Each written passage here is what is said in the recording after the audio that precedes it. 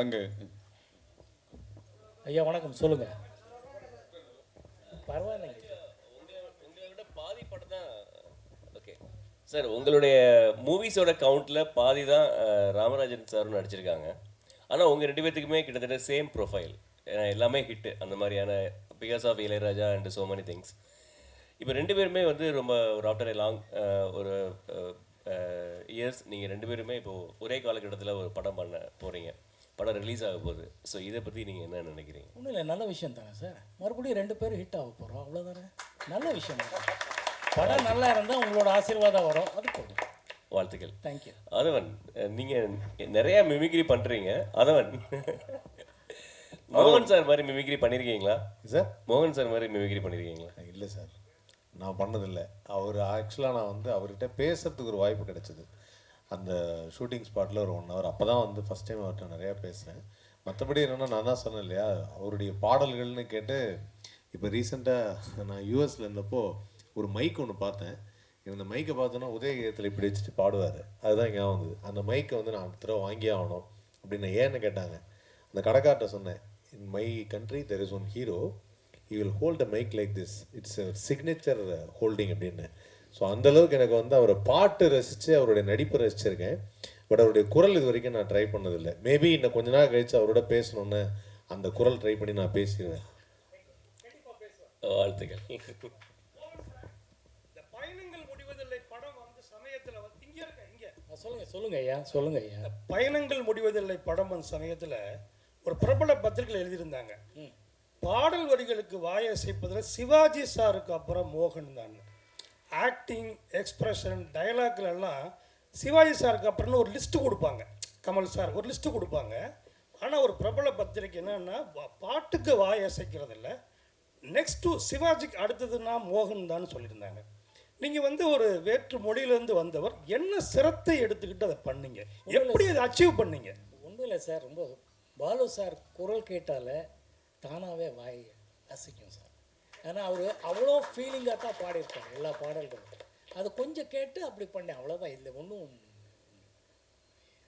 Just like because அவர், நீங்கள் Balu sir அந்த பாட்டு அதில் கேட்டிங்கன்னு வச்சுங்க, இந்த மணி ஓசை கேட்டு எழுந்துங்கிறதாகட்டும், வைகிரியில் வைகை கரையில் ஆகட்டும், இளைய நிலாகட்டும், அந்த பாட்டு கேட்கும் போதே யூ ஃபீல் லைக் நீங்களே ஆடணும், பாடணும், சோகத்துலேயும் எல்லாமே அது தானாக வரும். இன்ஃபேக்ட் என்னோட பெஸ்ட் அவார்டே பாலு சார் சொல்லியிருக்கிறதா எனக்கு. ஆமாம்,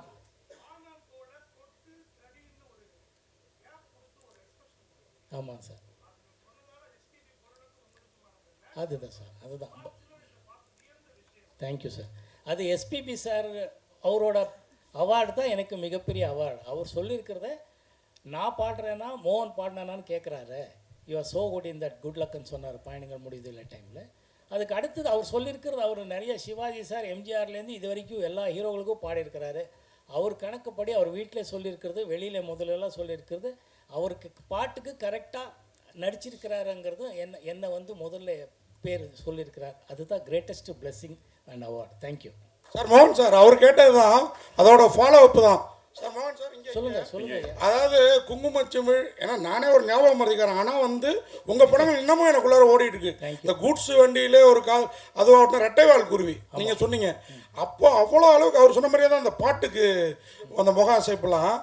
ஆனால் அன்னைக்கு வந்து அவ்வளோ சம்பளம்லாம் கிடையாது. இன்றைக்கி 150 கோடிங்கிறாங்க, 200 கோடிங்கிறாங்க.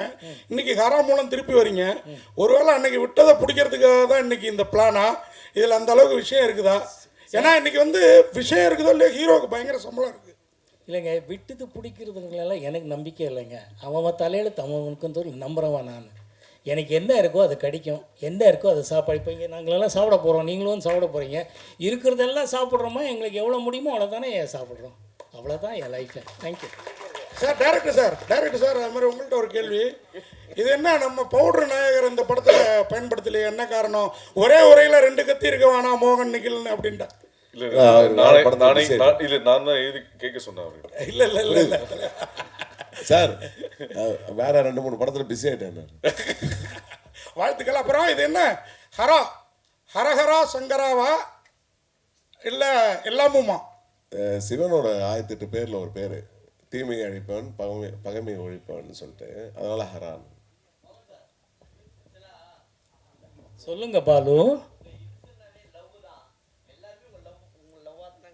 பார்த்துருக்காங்க, நாங்களும் அப்படி தான் பார்த்துட்ருக்கோம்.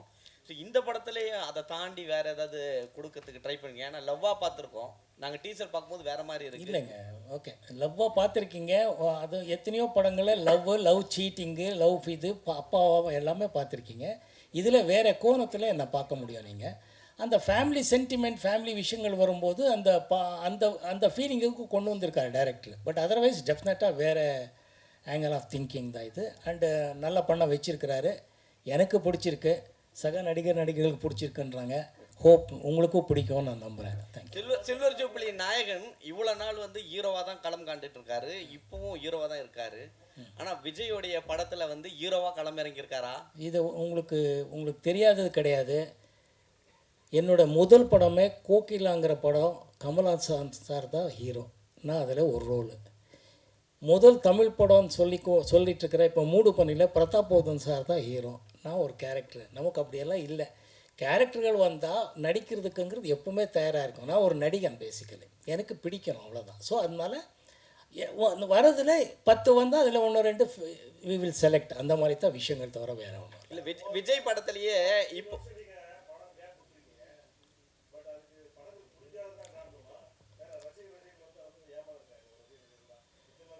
இல்லைங்க. என்னோட வாய்ப்பு இருக்குங்க. Thank you sir. விஜயோடைய படத்துலேயே வந்து இப்போ வந்து 3 பேருமே லவ் பாயாக நடிச்சிருக்கீங்க. ஆக்சுவலாக பிரசாந்த் சாரும் லவ் போர்ஷனு, விஜய் சாரும் லவ் மூவியாக வந்து கதை சொன்னாரா? இல்லை கேட்குறோம்ல. இல்ல கதை நடிச்சிருக்கீங்களா? அதை தான் கேட்க வரேன். நீங்க நடிச்சிருக்கீங்கன்னு சொன்னீங்க, லவர் பாயா நடிக்கல அவங்க. அவர் படம் ஃபுல்லாக லவ் பாயாக தான் நடிச்சிருக்காரு மோகன் சார். இல்ல இல்லையா, எந்த படம் பண்ணலையா சார் லவ் பாயா? ஏங்க இப்போவா?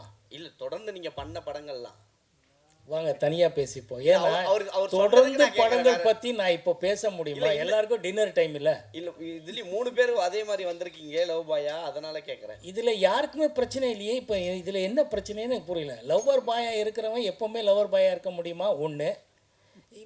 எல்லாருக்கும் கதைக்கு ஏற்ற தானுங்க கேரக்டர்ஸு. ஸோ அதில் வித்தியாசமாக கிடைக்கும்போது தான் அதில் வந்து பெர்ஃபார்ம் பண்ணுறதுக்கு ஒரு ஸ்கோப் இருக்கும். அதை டைரக்டர் கரெக்டாக யூஸ் பண்ணால் சந்தோஷம் தானே. இந்த டீசர் பாத்தீங்களா நீங்க? இல்ல நீங்க ஒரு நிமிஷம் இந்த டீசர் பாத்தீங்களா? அதுல நீங்க வந்து லவ்வா பண்ணிருந்தீங்க, இதுல என்ன பண்ணீங்கன்னு கேட்டிருந்தாங்க. அதனால டைரக்டர் வந்து மோகன்னு மாத்திருக்காரு. அதனால இதுல அது இல்ல, நீங்க எதிர்பார்த்தது இல்ல. டீசர் இன்னொரு வாட்டி நான் போட சொல்றேன், நீங்க ஒரு வாட்டி பாத்துருங்க. நீங்க இது கேட்டீங்க இந்த படத்துல, இல்ல இதுல கேட்டீங்க அதுக்கு முன்னாடி கொஸ்டின்ல. ஆமா, இதுல வந்து அதனால தான் இதுல வந்து லவ்வரா பண்ணல, மோகன் இல்ல மோகன். தேங்க்யூ. எல்லாரும் வெயிட்டிங் டின்னருக்கு சார். அதான் சொல்றேன் நான். மோகன் சார், உங்களுக்கு ஒரே ஒரு லாஸ்ட் கொஸ்டின். எனக்கு தெரிஞ்ச லாஸ்ட் கொஸ்டின் தான் இருக்கும். இப்போ நீங்கள் சில்வர் ஜூப்லாம் நிறைய பார்த்துட்டீங்க. இப்போ வர படத்தில் வந்து 3 நாளில் சக்ஸஸ் மீட்டு, 5 நாளில் வந்து சூப்பர் ஹிட்டெல்லாம் சொல்கிறாங்க. இப்போ நீங்கள் வந்து சூப்பர் ஹிட்லலாம் நீங்கள் பார்த்து கடந்து வந்த ஆள் நீங்கள், சரிங்களா? நீங்கள் இதை எப்படி பார்க்குறீங்க? இல்லை, ஒரே ஒரு விஷயம் என்னென்னா, உங்களுக்கு இப்போது இருக்கிற நம்ம நண்பர்கள்கிட்ட சொல்ல விரும்புகிறேன். அப்போவே என்னோடய படங்கள் 100 நாளோ சில்வர் ஜூப்ளி ஆனாலும் எந்த படத்துக்கும் நம்ம வந்து ஃபங்க்ஷன் கொண்டாடுனதே இல்லை. அப்போவே இப்போ ஃபங்க்ஷன் பண்ணணுன்னா நம்ம தயாரிப்பாளர்கிட்ட நம்ம ரிக்வெஸ்ட் பண்ணிகிட்டு இருந்தது, சார் அடுத்த கதைக்கு உட்காருவோம் சார், என்ன சார் நீங்கள் ஏதாவது நீங்கள் கிஃப்டாக கொடுக்குறதா இருந்தால் டெக்னீஷியன்ஸ் பணமாக கொடுத்துடுங்க. நீங்கள் நம்ம அடுத்த மக்களுக்கு தெரியும் ஓடி இருக்கிறது. நம்ம வந்து அடுத்த படம் ஃபோக்கஸ் பண்ணுவோம், அதில் நல்ல கதை இருந்தாங்கிறதுக்கு தான் நான் அப்போலேருந்து என்கரேஜ் பண்ணிகிட்டு இருந்தது. இப்போது அப்படி தான் பண்ண போகிறோம். ஸோ எதுலுமே நம்ம வந்து அதை ஃபாலோ பண்ணோம் இதை ஃபாலோ பண்ணோங்கிறதே இல்லை சார். மோகன் சார். சார் இங்கே சார் சொல்லுங்கள் ஐயா. Satish side sir. இப்போ வந்து சார் ஒரு நடிகர்னால் ரசிகர்கள் சில விஷயங்கள் எதிர்பார்த்து வருவாங்க.